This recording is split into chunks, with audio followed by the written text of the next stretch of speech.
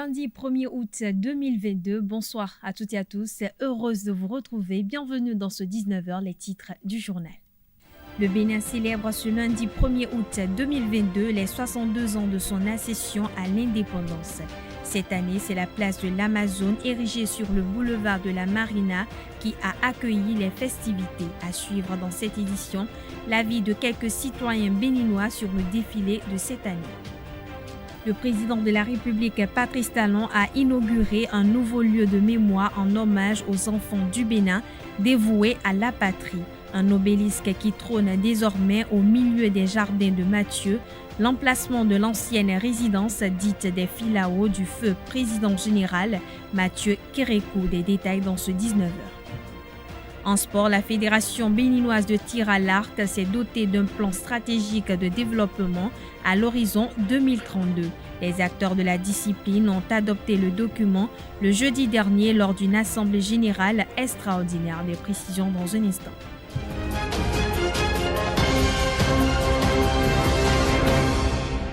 De nouveau bonsoir, le Bénin a célébré ce lundi 1er août 2022 les 62 ans de son accession à l'indépendance. À l'occasion de cet anniversaire, un défilé a été fait comme de coutume.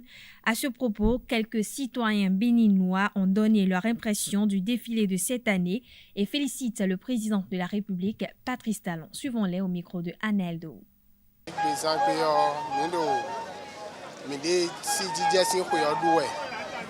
Et faire de fil de bois, mais qu'on a vraiment et vivitaou. Oui, on va dire si nous mais de où le fait. Des mimons nous allons bon et y a un ganji to villeton au défilé militaire et nous moudia chobo très souvent to ville non banawa buno akonde et no igondo kwero po ouais non blo wacho nous modon noa. Et nous train, et nous bien. Et nous devons poser bénéfice. Il te dit tout les bimé. Pour là les 2 millions, il faut des bonnes pas changer parce que mais nous faut tagbe. Mais là est bon vous. Par rapport fide du ko des minéraux sur des togan et blon bon et bon vous bila sala pour y bon minadoni parce que aso des soins be wa bon minado kutoni. Nous essayer rien ça là kaka ça yi. Nous comme on l'a dit tout miton et en dit avant. Je vais d'abord souhaiter bonne fête à tout le peuple béninois, en particulier le chef de l'État, en l'occurrence M. Patrice Talon, qui a su bien organiser la fête. La fête a été très belle. On a vu nos forces armées défiler. La chose a été très bien quand même. Et donc, il y a un bénéfice pour nous, et pour nous n'importe comment. Et donc, pour nous, bénéfice les militaires, sous-parleurs, et même tout bien. Et Dieu nous pointe à nous, vrai. Et des clairs nous connaissons autour mais ouais. Et les statues nouvellement créées ont rendu beau notre pays. Mais il y a tout au gamiton town. Et blofi odo bo. Mais toi et c'est toi sous. Fide du ko de mi de statue o we o exactement ton sous parce que nous kekero. Bon, par rapport à M. Khaled Mzal Goulon, M. Talon. Donc, à ce moment-là, il y a des gens qui ont été là. Parlons toujours de la fête de l'indépendance du Bénin. Cela fait exactement 62 ans que le Bénin a accédé à la souveraineté nationale. Pour cette année, ce n'est plus la place de l'Étoile Rouge qui accueille les festivités, mais plutôt la place de l'Amazone, érigée sur le boulevard de la Marina. À ce sujet, quelques citoyens de la ville de Cotonou donnent leur appréciation et font le bilan des 62 ans d'indépendance du Bénin. Suivons-les au micro de Quentin Amousso et Francis Farami. Aujourd'hui, la ville est attrayante. Donc, la ville de Cotonou est très belle. Plus qu'avant, il y a déjà vraiment, on ne peut même pas apprécier la propreté de la ville. Les mots me manquent pour féliciter le gouvernement en place, ce qu'on n'a jamais vu, ce qu'on ne pensait même pas voir pendant des années. Mais par rapport à ce régime, nous avons vu qu'aujourd'hui, Cotonou est propre. Et le podium, là où il veut faire l'indépendance, on a vu que vraiment la place qu'ils ont choisie, il a du nouveau, il a vraiment tout est chic. On a vu rien que de belles choses dans le pays pour cette indépendance. On a vu que cette indépendance, la fête sera très belle, plus que toutes les fêtes. Même le podium de défilé, de cela, le podium, c'est un podium qu'on n'a jamais vu au Bénin, même surtout en Afrique de l'Ouest. Tout d'abord, c'est la première fois en Afrique de l'Ouest qu'on vient de nous poser ce podium. Donc il y a du nouveau, vraiment du nouveau pour cette fête de l'indépendance depuis 1960. Moi, je vais fêter, si je ne viens pas à la place de l'indépendance pour voir, je vais rester devant ma maison, effectivement, et regarder la télé, et sur la télé pour mieux voir, pour bien suivre la fête. Et moi, je vais me reposer, et puis à 16h, vers 18h, je vais faire sortir mon épouse, puis on va aller faire quelque chose dans une buvette de la proximité. Le constat est que le défilé de cette année est déplacé vers la marina, derrière la marina. Quelque part, c'est bon. Et parce qu'à chaque année, on bloque la place de l'Étoile Rouge où la circulation est dense. Et vous-même, vous savez que Cotonou, il n'y a pas trop de voies. C'est maintenant que quelques voies sont aménagées ou quelques artères sont aménagées ou quelque part, c'est bon. Quelque part, c'est bon.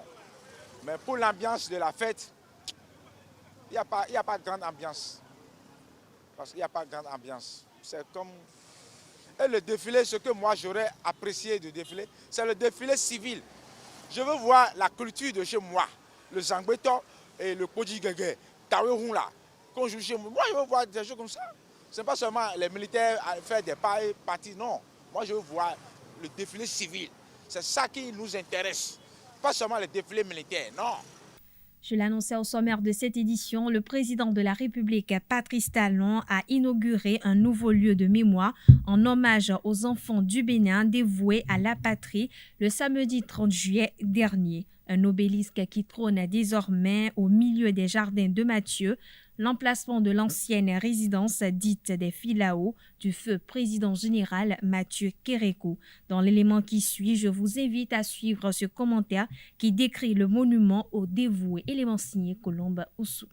À Cotonou se dresse une nouvelle place publique dénommée Boulevard de la Marina. Cette place a en son sein les Jardins de Mathieu. Les Jardins de Mathieu est un grand parc vert qui abrite le monument des dévoués, un obélisque de hauteur totale hors sol de 15 mètres. Il est surmonté d'un pyramidion recouvert d'une feuille couleur or et réalisé en structure métallique en acier galvanisé avec un revêtement en pierre de granit noir de 3 cm d'épaisseur. Il a une masse de 17 tonnes et repose sur un socle en béton armé lui servant de fondation. La base de l'édifice renvoie à l'image des morts ancrés sous terre et sa verticalité fait référence à leurs âmes s'élevant vers le ciel. Sur l'épigraphe dévoilée, on y lit « En mémoire des enfants du Bénin dévoués à la patrie ». Désormais, c'est au pied de l'obélisque, dans les jardins de Mathieu, empreint de l'histoire politique du Bénin, que sera déposée chaque 1er août la gerbe à la mémoire de nos héros. Nos héros, ce sont nos soldats, tombés les armes à la main pour la défense de notre pays. Ce sont aussi ceux d'entre nous, béninois, qui se sont particulièrement distingués et se sont dévoués à la cause nationale d'une manière ou d'une autre et qui ne sont plus de ce monde. Le traditionnel dépôt de gerbe au pied du monument aux morts à Roulakodji, un quartier de Cotonou qui donne le top aux manifestations de la célébration de l'accession du Bénin à la souveraineté nationale, est une tradition imposée par le colonisateur français. Il se faisait sur un site à la mémoire des Français tombés face à l'ennemi dans le contexte de la campagne militaire contre le royaume du Dahomey d'avant, Bénin d'aujourd'hui. C'était une commémoration des pertes en vies humaines dans le contexte de la Première puis de la Deuxième Guerre mondiale aux enfants du pays morts pour la France. Il y a eu l'avènement des premières tombes collectives qui vont devenir des cimetières militaires, voire monuments aux morts. Malgré l'accession à la souveraineté nationale,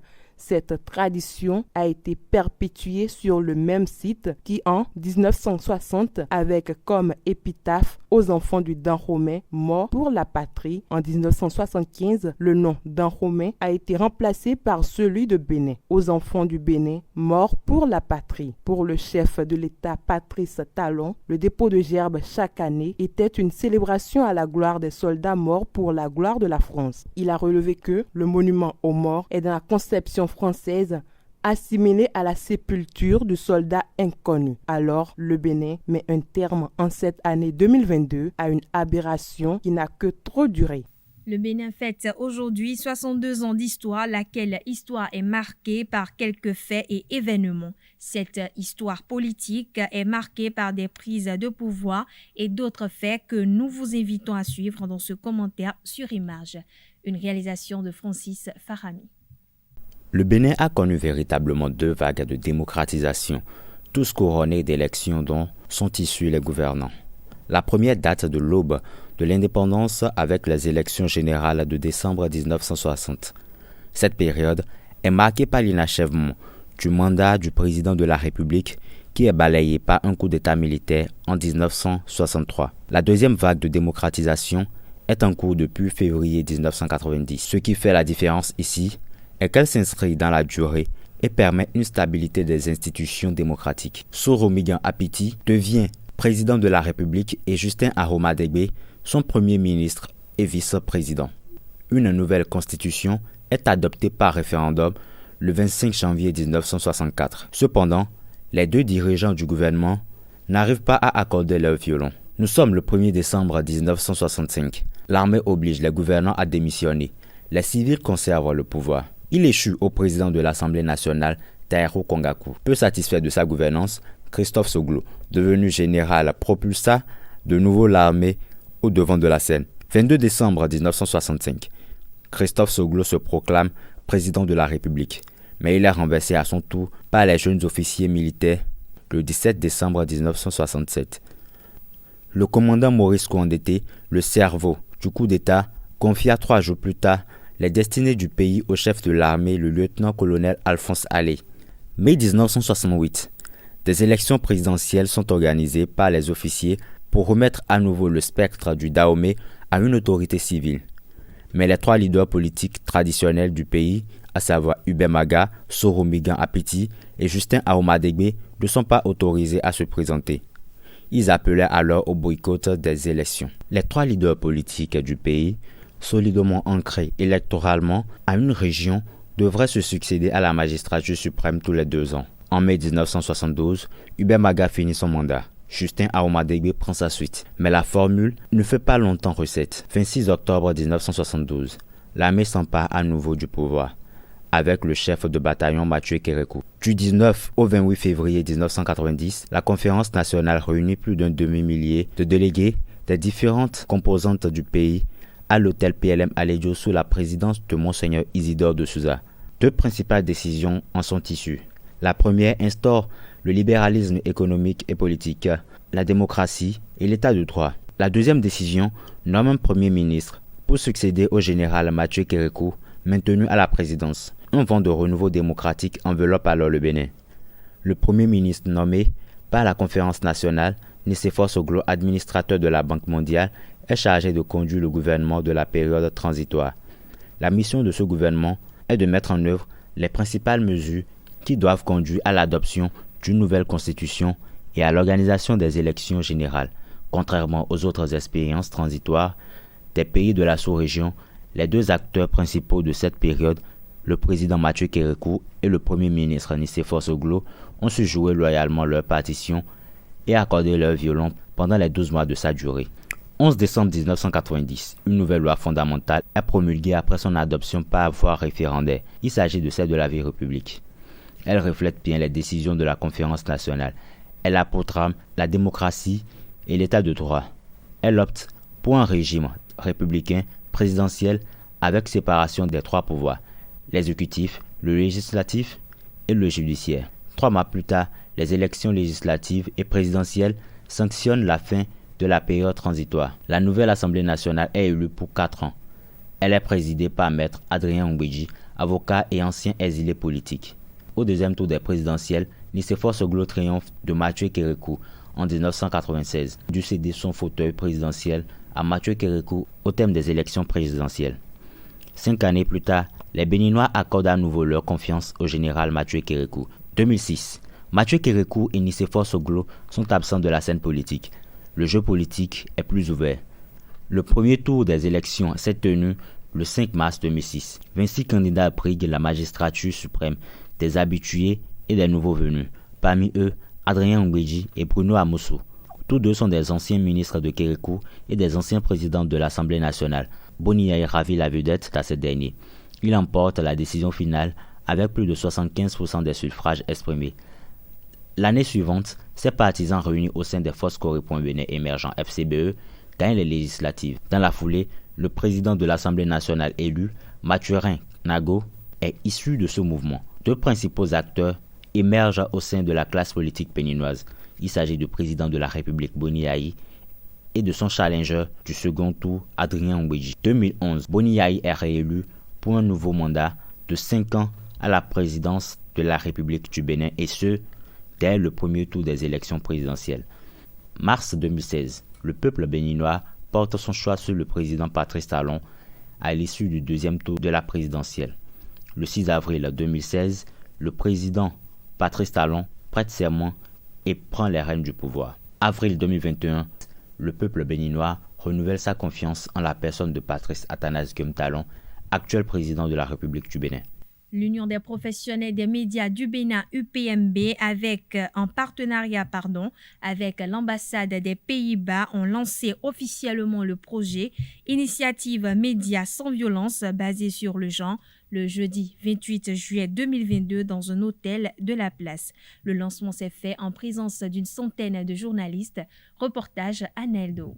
Stopper les violences basées sur le genre dans les médias. C'est ce qui a réuni le parterre de journalistes ici présents. Initiative Médias sans violence basée sur le genre est le projet officiellement lancé par l'Union des professionnels des médias du Bénin, UPMB, en partenariat avec l'ambassade des Pays-Bas près le Bénin. Ce projet est l'aboutissement de plusieurs réflexions. Nous nous sommes attelés à identifier et à mobiliser les différents acteurs intéressés par la thématique du genre, ainsi que les ministères sectoriels des institutions de la République, pour nous assurer de la logistique nécessaire pour le succès de cette activité.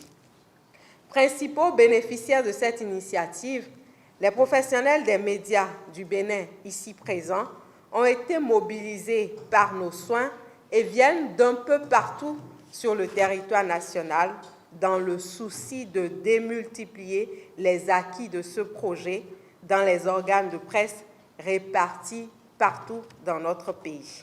Ce projet consistant à créer une cellule de défense et de suivi des victimes de violences dans le milieu des médias a reçu l'accord favorable de l'Institut national de la femme. L'Institut national de la femme dit oui à cette initiative et donne tout son aval, et je vous déclare que vous aurez le soutien de l'Institut national de la femme par rapport à cette initiative. Il n'est pas impossible que l'Institut national de la femme nous, dans le cadre de ce projet, un partenariat avec l'UPMB pour qu'on fasse avancer les choses et que ce soit cette génération de professionnels des médias qui apporte un changement dans une situation dont il y a longtemps qu'on parle. L'ambassade des Pays-Bas, partenaire de l'UPMB, est satisfaite de l'initiative et fait des promesses.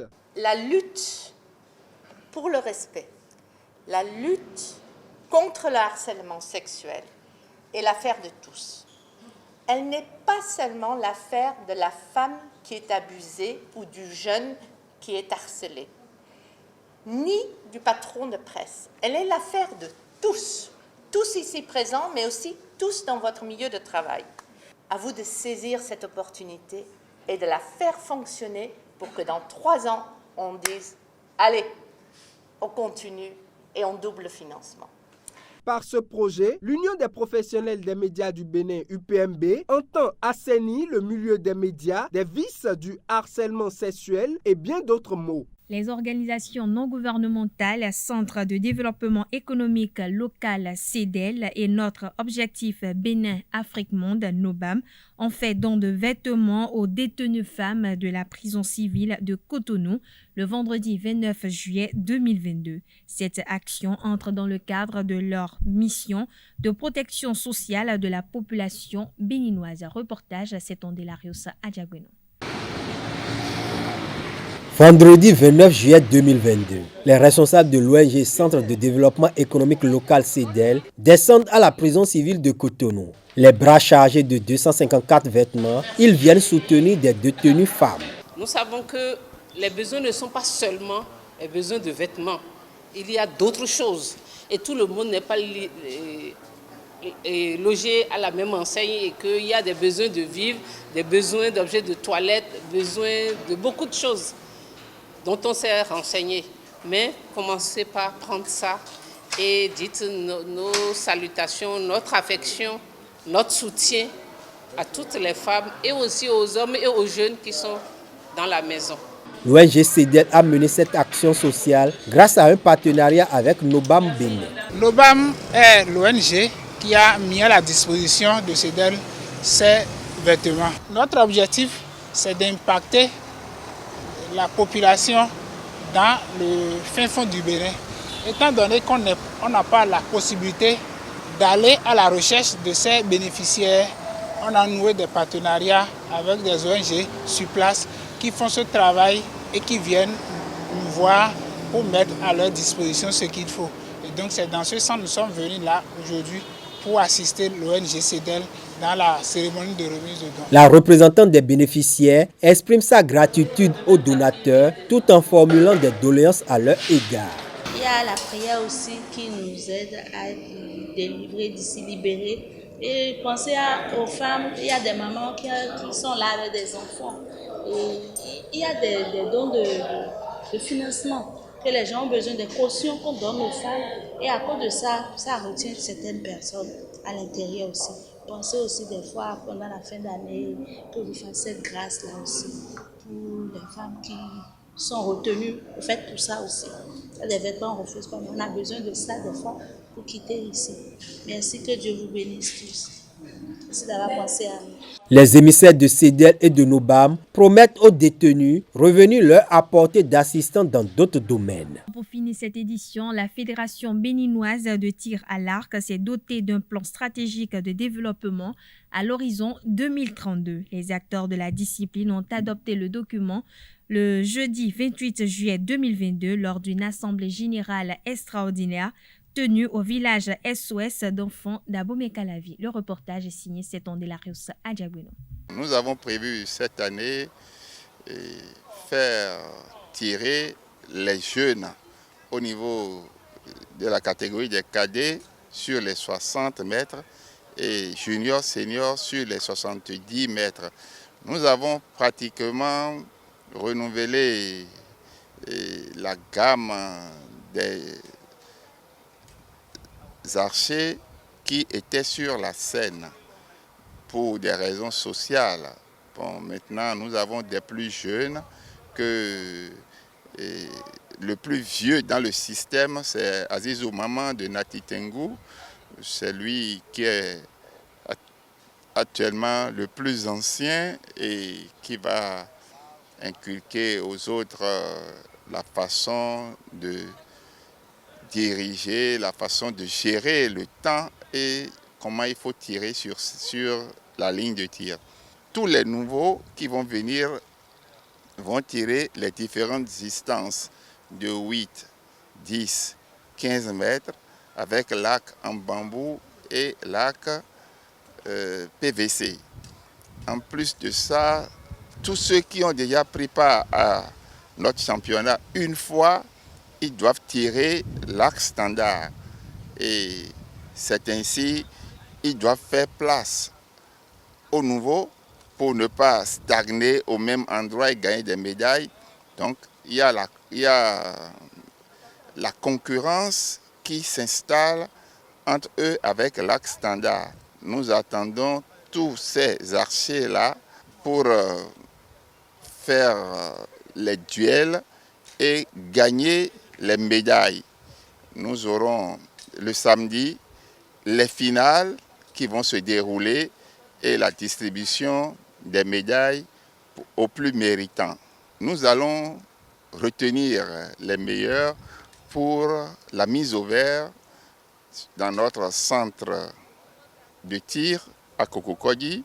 Ils vont y demeurer pendant 1 mois afin de roidir leur corps, leur esprit et de devenir meilleurs sur le plan technique afin de préparer le Tizo Kata que le Bénin va abriter en septembre du 7 au 10. Voilà, chers internautes, c'est tout pour cette édition. Merci pour votre attention. À très bientôt pour le même exercice.